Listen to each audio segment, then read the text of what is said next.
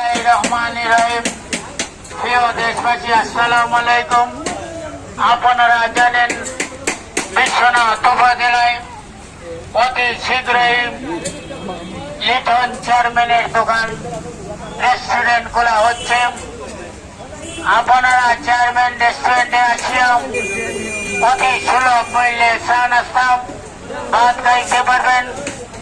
তিনি একজন চেয়ারম্যান মানুষ, জনগণের সাহায্যের জন্য তিনি একটি চেয়ারম্যান রেস্টুরেন্ট নাম দিয়েছেন বিশ্বনাথ নতুন বাজারে এবং বিশ্বনাথ উপজেলায়।